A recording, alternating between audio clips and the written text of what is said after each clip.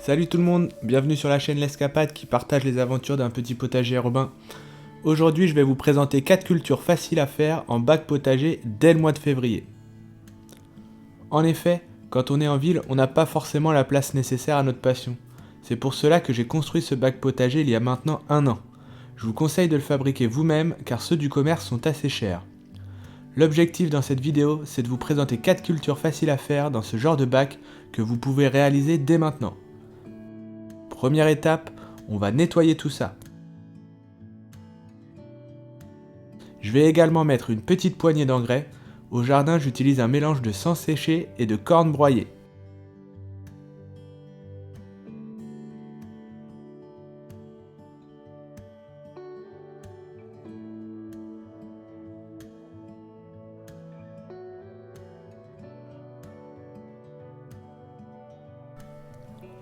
Les premiers semis que je vais effectuer, c'est celui des carottes.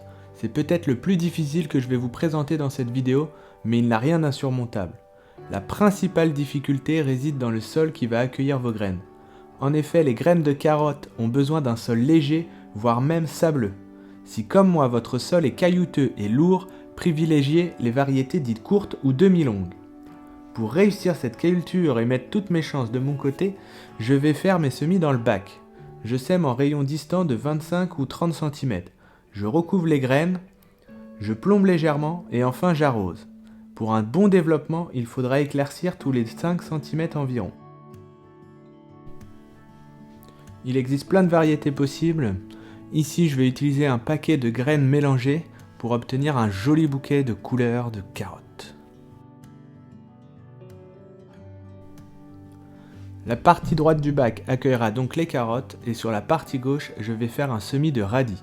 C'est une culture très facile, idéale pour les jardiniers débutants. Elle se prête très bien à la culture en bac, en pot, en jardinière, sur un balcon par exemple. Tout d'abord, je trace mes sillons espacés de 20 cm, puis je dépose une graine tous les 2-3 cm. Je recouvre légèrement, environ 1 cm. Ensuite, je tasse légèrement le sol et enfin j'arrose. Après la levée, au bout de 3-4 jours, sous une bonne température, quand les plants ont développé 4 feuilles, j'éclaircis si nécessaire à 3 ou 5 cm. Ils auront ainsi de la place pour se développer et seront bien charnus. Il existe de plus une grande diversité de formes et de couleurs chez les radis. Ici, j'apprécie particulièrement la variété dite de 18 jours, qui est assez rapide comme son nom l'indique. Veillez à bien arroser cette culture car le radis devient très vite piquant par manque d'eau. Ce bac est à la mi-ombre, il sera donc parfait pour accueillir mes salades.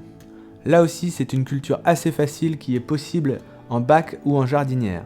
Le principal avantage de cultiver en bac, c'est d'éviter les attaques de limaces, tout du moins de les limiter.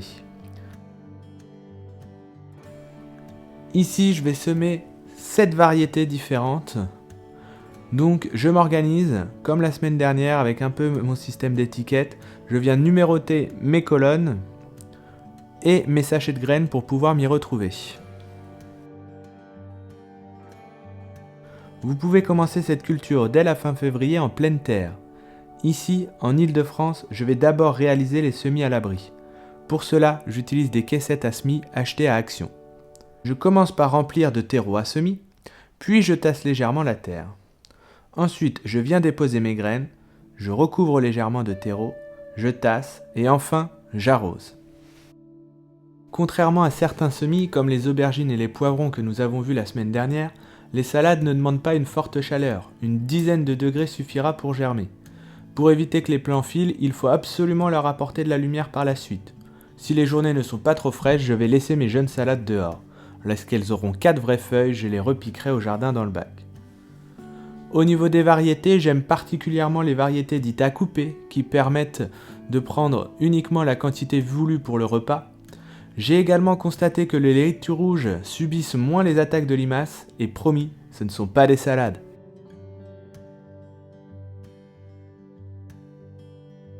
Dernière culture, les épinards. L'épinard n'aime pas forcément les sols trop travaillés, il préfère même les sols argileux. Vous pouvez bien sûr faire ces semis en bac mais également en pleine terre. C'est ce que je vais faire ici sur une parcelle bien ensoleillée pour le printemps. Si vous faites ce semis en été, veuillez préférer une zone ombragée. C'est une culture assez gourmande, n'hésitez pas à apporter de l'engrais.